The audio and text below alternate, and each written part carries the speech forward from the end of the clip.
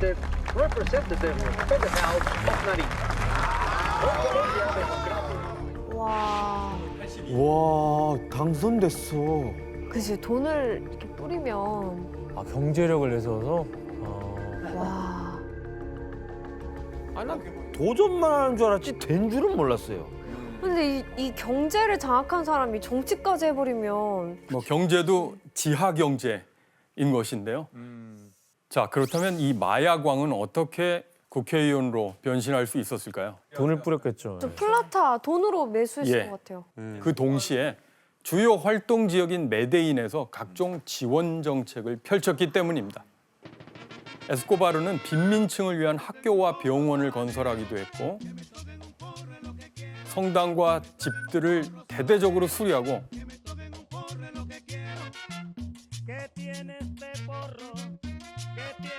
축구팀도 만들었답니다. 뇌물 이게 하는 게 아니라 이렇게 사람들이 진짜 좋아할 만한 그런 도움이 될 만한 정보가 도 안 하고 있는 본인 그런 돈으로 건 다 한 거예요, 그냥. 그건 본인 돈으로 하는. 예, 맞습니다. 이 때문에 에스코바르는 메데인 지역에서 가난한 이들을 위한 로빈후드로 인식되었습니다. 아 로빈후드. 그런데 이렇게 콜롬비아의 마약 왕이 승승장구하는 사이에 미국 내 마약 문제는 더욱더 심각해져만 갔는데요.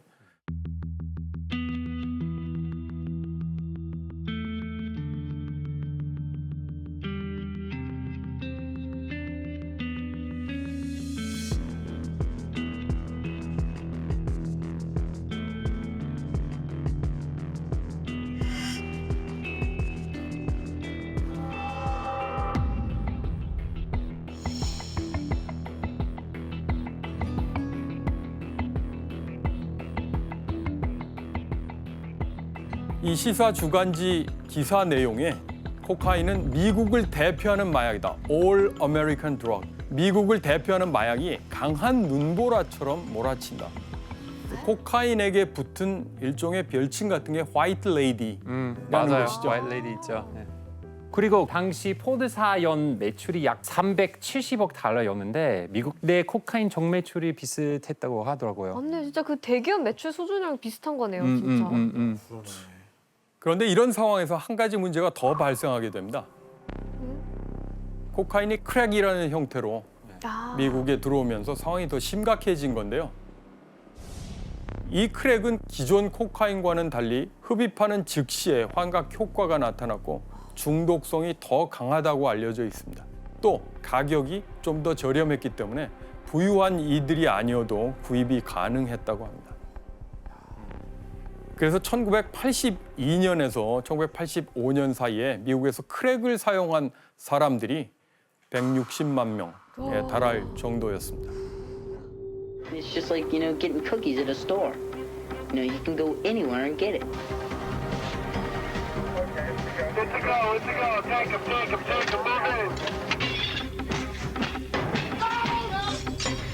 Get out of the ground, here we go. Each one of those is what? Is this yours? It's everybody's. What do you mean it's everybody's? I have been trying to stop, okay? I've slowed down a lot. But it's not just something I can just stop and do right then and there, I'm sorry. I'm not like everybody else. I just can't go and stop.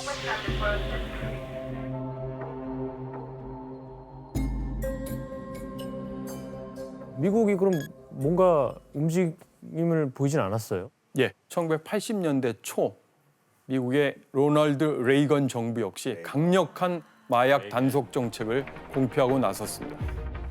Drugs are menacing our society. 37 federal agencies are working together in a vigorous national effort.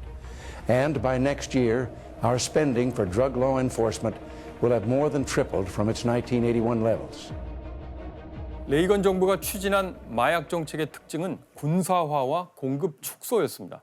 한마디로 마약 생산지에서 군대를 동원해서 아예 마약 재배 단계부터 싹을 자르는, 즉 원천 봉쇄하려는 방식이었습니다.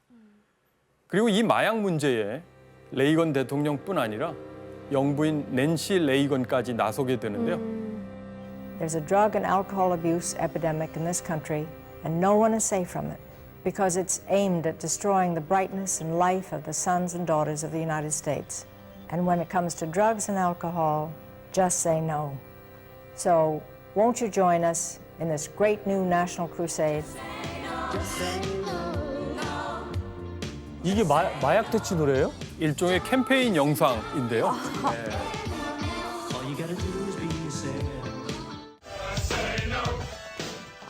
그 유명한 스포츠 스타인 것 같은데요. 아마 매직 존슨 모습.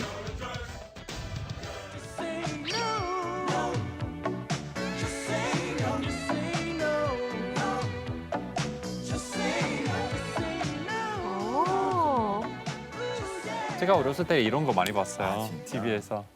지금 보셨듯이 계속 반복되는 멘트가 있죠. Just say no. Just say no.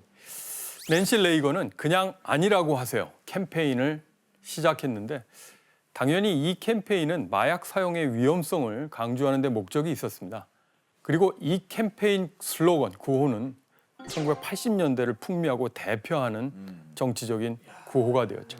이렇게 레이건 정부는 마약 문제에 대해 강경책을 또 구사하기 시작했고요. 특히 마이애미 쪽으로 오는 밀매 통로를 완전히 차단해버렸습니다.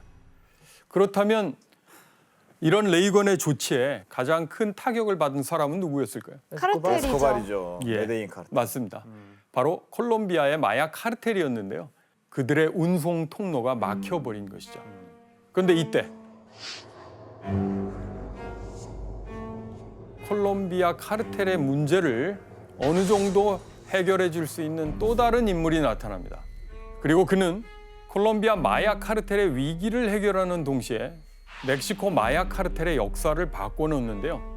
그 주인공은 바로 누굴까요?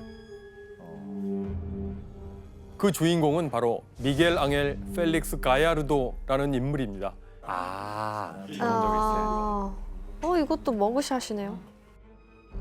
펠릭스는 멕시코의 마약 카르텔을 설명할 때 보스 중의 보스. El jefe de jefes. 예, 바로 두목 중에 두목, 우두머리 중에 우두머리를 얘기하는 거고요. 멕시코 마약 카르텔의 초석을 다진 사람인 거네요. 맞습니다. 펠릭스는 1970년대 중반에 멕시코에서 두 번째로 큰 도시인 과달라하라를 중심으로 한 과달라하라 카르텔의 수장이 되었던 인물인데요. 그의 전직이 무엇이었을까요? 뭐였을 것 같아요? 설마 막 뭐 마약 단속반 출신 아니죠? 아니야. 정답. 지원 씨. 문제 아니지? 예, 퀴즈까지는 아닌데요. 그래도 손을 드셨으니까. 순간 문제인 줄 알았어. 경찰인가? 경찰인가? 정답입니다. 와. 그의 전직은 바로 멕시코의 연방 사법경찰이었습니다. 야.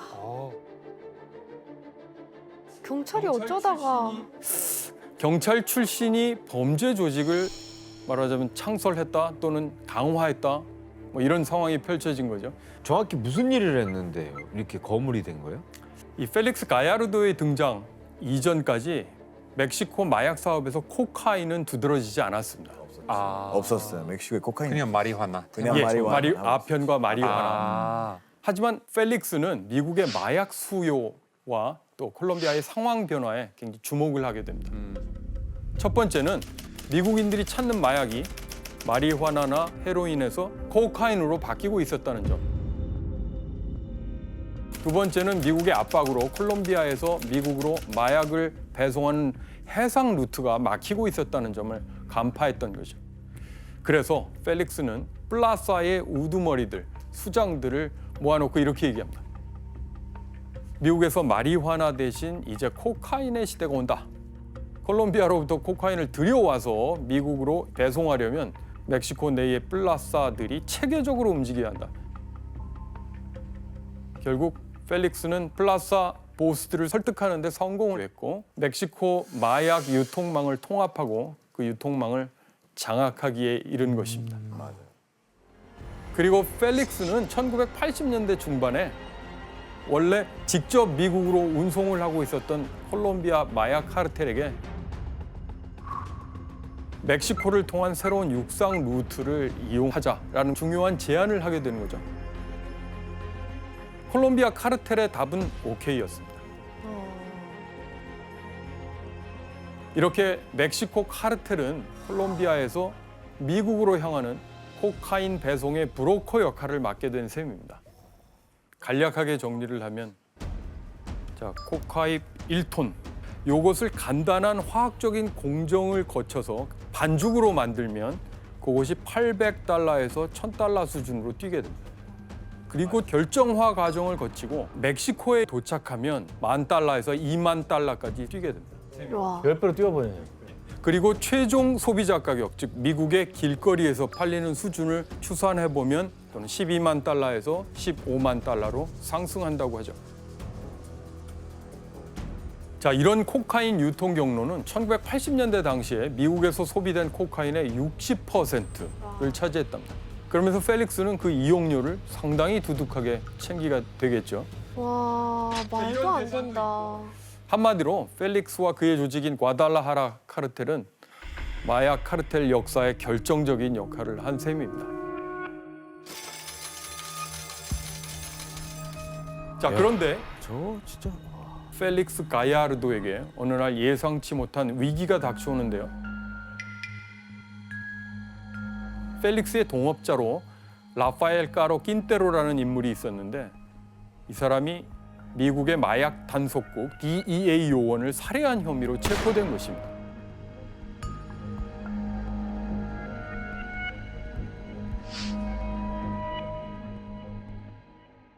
자, 이 사건은 이 낀테로라는 사람이 소유한 1000헥타르 규모의 마리화나 농장을 멕시코 당국이 급습해서 불태워버린 사건에서 시작됐습니다. 당시 불태워버린 마리화나의 양은 약 1만 톤으로 추정이 되는데 1억 6천만 달러 상당으로 알려져 있습니다. 화가 솟구친 킨테로는 당시 위장 잠복 중이던 DEA 요원 엔리케 키키 카마레나를 납치했고 고문 끝에 잔인하게 살해했습니다.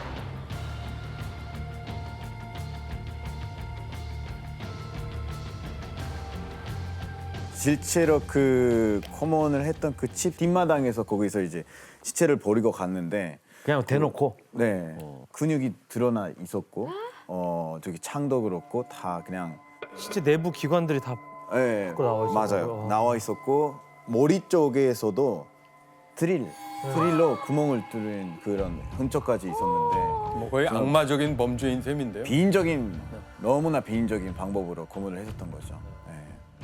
예, 이 사실을 알게 된 미국 정부는 어떻게 대응했을까요? 명분이 생겼다 아닙니까? 명분. 그렇지, 뭐 가만히 있잖아요. 이제 명분이 확실히 생겼. 또 기회이기도 한 셈이죠. 뿌리 뽑아야죠. 우선 레이건 대통령부터 나서서 이 사건에 대한 특별 담화문을 발표하는데요. Enrique Camarena Salazar, Special Agent of the Drug Enforcement Administration, was conducting an undercover investigation in Guadalajara, Mexico to smash a ring of drug traffickers. He was kidnapped, tortured brutally, and killed. In the crusade for a drug-free America, these heroes gave all that they had and all that they were. Let us do all that we can to honor their memory.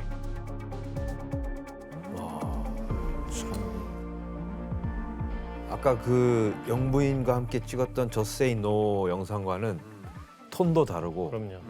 지금은 정말 뭔가 이 슬픔과 분노를 이렇게 삭히고 있는. 네. 아 뭔가 진짜 이제 가만히 있지 않겠다. 가만히 보여줄 것 같은 느낌이 많이 그러니까 들어요. 우리 좌시하지 않겠다. 극단적으로 표현하면 이거 이 약물 꼭 얘기하는 느낌. 네. 이렇게 레이건 대통령이 직접 나서서 까마레나 요원을 추모하고 또 미국을 마약 없는 세상으로 만들겠다고 다짐하잖아요. 그러면서 미국은 곧 응징에 나서게 됩니다. 그렇다면 양국 모두 이 마약 카르텔 문제가 해결됐을까요? 아니죠. 아니에요. 또 밑에 애들이 또 이제 카르텔을 하죠. 두 나라가 좀 다른 모습을 보입니다. 크게 보아 콜롬비아 메데인 카르텔의 경우는 그 수장 에스코바르가 제거되면서 크게 타격을 받았다고 합니다. 왜냐하면 메데인 카르텔은 철저히 에스코바르를 중심으로 굉장히 응집력 있는 조직으로 운영됐기 때문이고요. 반면에 멕시코의 마약 카르텔은 오히려 더 강성해진 측면이 있는데요. 어떻게 이렇게 세력을 확장시킬 수 있었을까요?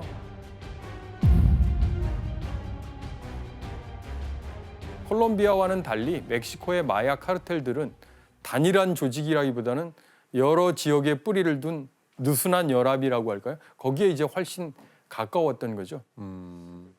그래서 펠릭스 한 명이 사라진다고 해서 또 크게 타격을 받지는 않았던 거라고 볼 수 있습니다. 펠릭스의 카르텔 분할 과정에서 그야말로 역대급 마약 카르텔과 그 수장이 탄생하게 되는데요. 지금 꽤 오랜 기간 미국 수사기관의 지명수배 1순위이기도 했던 그 인물은 도대체 누구일까요? 또 뭐야? 또 누구야?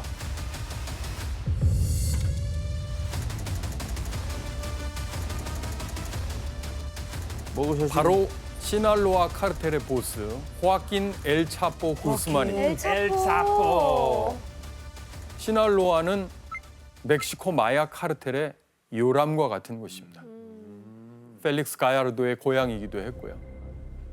여기 이제 시날로아 그 아주 오랫동안 그 마약 생산 또 배송의 요람이라고 볼 수 있고요. 카르텔의 요람이라고 볼 수 있습니다. 그다음 이제 치와와 두랑고. 자, 그래서 이 셋을 가리켜서 멕시코의 골든 트라이앵글인 셈입니다. 여기로부터 국경지대까지 바로 이제 마약 생산과 운송의 중요한 루트가 되는데요. 미국으로 밀매되는 마약의 65%가 바로 이 시날로아 카르텔을 통해서 유통된다고 추정되었습니다. 끝이 없네. 끝이 없네. 이 막강한 카르텔의 수장이 호아킨 엘 차포 구스만이었던 것이죠. 구스만이 그 펠릭스의 뒤를 이어서 이 카르텔을 발전시키고 있는 것 같은데 어떤 방식으로 이 시날로아 카르텔을 발전시킨 건가요? 예, 그가 했던 일은 육상 운송 루트를 새로운 방법으로 업그레이드 시켰다고 볼 수 있습니다. 바로 지하 터널을 만들어서 활용하는 방식이었고요. 땅으로 다녔다. 땅을 팠다고? 이런 식으로 지하 터널을 만들어서 이전보다 많은 양을 빠른 시간 내에 유통시킬 수 있었는데요. 아, 철로도 있네요. 되게 깔끔하게 놨네요. 깔끔하네요. 조명까지 있으니까 되게 잘 되어 있는 것 같은데요. 아니, 잘 줘놨네. 저거를 짓는 동안 모른다고? 아무도 모르는 위치에서부터 시작해서 그 이제 아무도 모르는 위치에서 끝나는 거죠. 맞아요. 이 유통의 스케일이 남다르다는 생각이 드네요. 네, 정확한 표현이셨고요. 마약이 오고 가는 터널은 주로 멕시코와 미국 국경 사이에 집과 창고를 사서 지하를 뚫었다고 합니다. 멕시코의 티후아나에서 미국 샌디에고의 오타이 메사라고 하는 창고 구역까지 연결된 터널입니다. 그 길이가 730m였다고 하고요. 이렇게 구스만이 뚫어놓은 터널들은 최근까지도 곳곳에서 발견되고 있다고 합니다. 그러면 그렇게 해서 이송을 해서 이제 미국에 도착한 마약들은 뭐 또 그럼 그걸 유통해 줄 수 있는 사람이 또 있을 거 아니에요? 예. 현재로 보면 멕시코 마약 카르텔들은 밀수 업무를 담당하는 전문 인력들을 육성하면서 미리 확보하고 미국 내의 유통을 담당시키기 위해서 큰 도시, 예를 들어 로스앤젤레스, 댈러스, 시카고, 애틀란타 등의 거점을 두고 직접 유통을 해서 결국 수익을 높이는 방식이죠. 예, 그러고 있다고 합니다. 그런데 이렇게 구스만이 은밀하게 자신의 마약 제국을 넓혀가면서 엄청난 부를 쌓고 있는 와중에 마약 카르텔의 존재를 멕시코 국민들에게 확연히 드러낸 충격적인 사건이 하나 벌어집니다.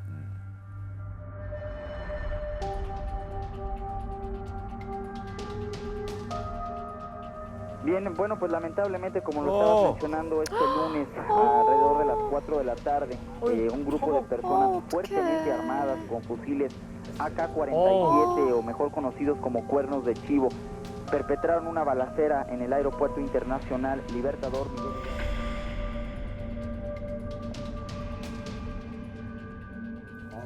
아, 미쳤네. 사건의 내막은 이렇습니다. 구스만이 시날로아 카르텔의 그 두목이었다고 말씀드렸는데 그 시날로아 카르텔과 경쟁 관계에 있던 티후아나 카르텔 쪽 사람들이 구스만이 과달라하라 공항에 도착했을 때 거기에서 이제 비행기에 탑승할 거라고 하는 정보를 입수하게 돼요. 그리고 구스만이 탄 차를 향해서 이제 총탄을 난사한 셈인데요. 근데 문제는 그 차에 타고 있었던 사람이 구스만이 아니라 바로 오캄포 추기경이었다는 거죠. 아마 차 같은 모델을 타고 있었는데 그 차, 추기경이 타신 차를 구스만의 차라고 오인한 이 청부업자들이 총을 발사한 아이고. 탓이었던 것입니다. 무슨 죄야 그게 추기경이. 멕시코 마약 카르텔의 세력 다툼에 추기경이 희생되고 만 것인데요. 이 비극적인 사고로 멕시코 사회는 큰 충격에 휩싸였습니다. A fin de que purificado de toda culpa, lo hagas sentar junto a él en la mesa de tu reino. Por nuestro Señor Jesucristo, tu Hijo, que siendo Dios vive y